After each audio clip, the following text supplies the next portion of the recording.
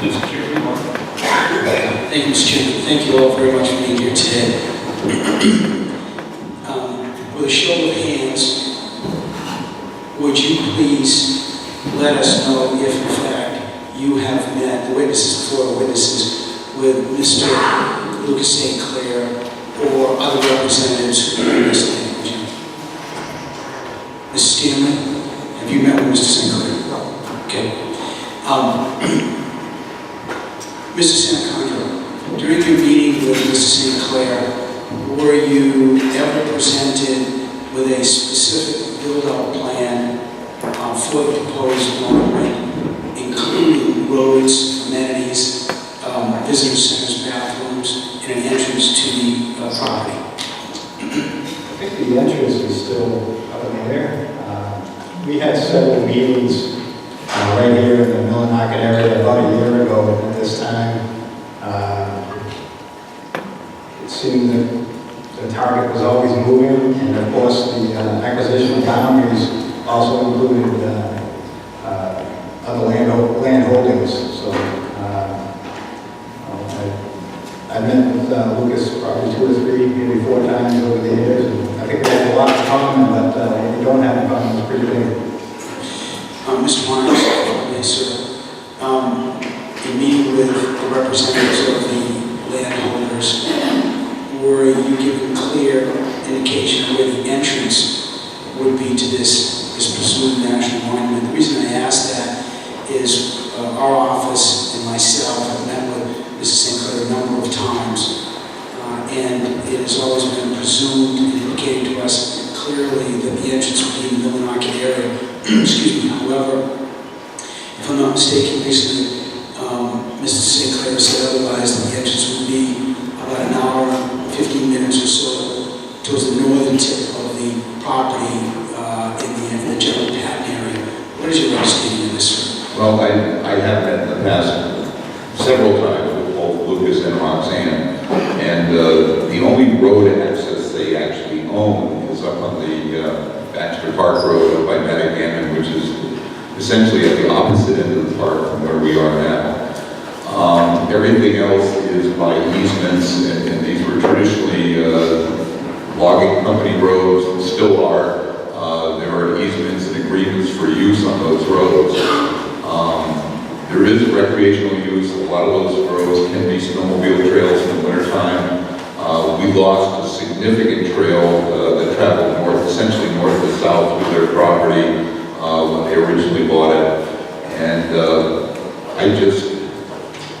I have a real hard time getting my hands around how these roads can be shared use between 2 pretty compatible types of uses.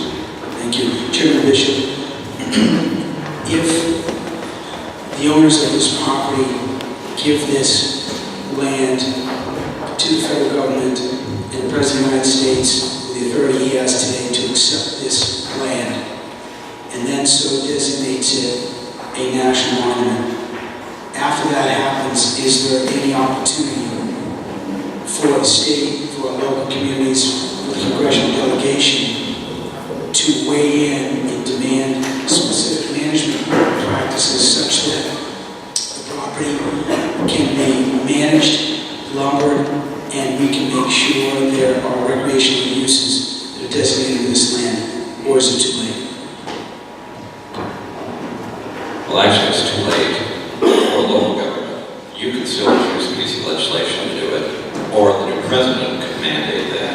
But that's why the wise decision is to answer all those questions ahead of time before they make the designation. It's too late at that point.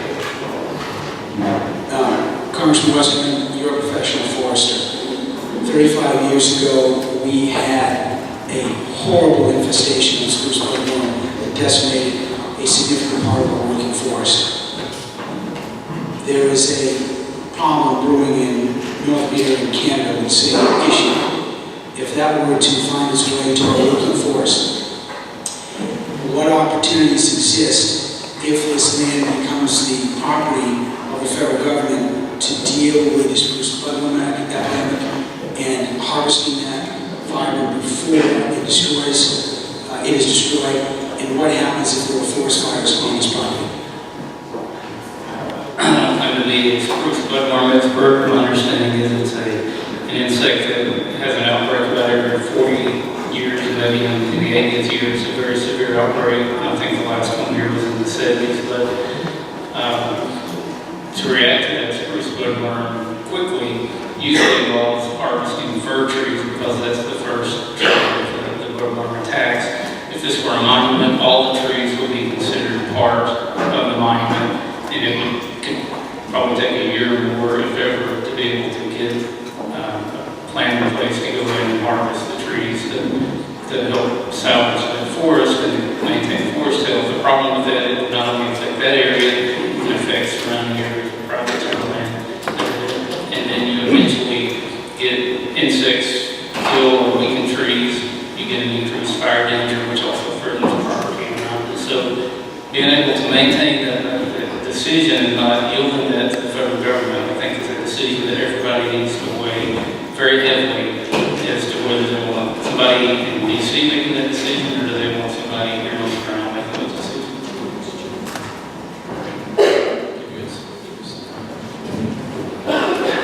Let me ask you a couple questions. So, Representative Stanley, if I could start with you. National parks can only be created by Congress, so the president can never designate a national park.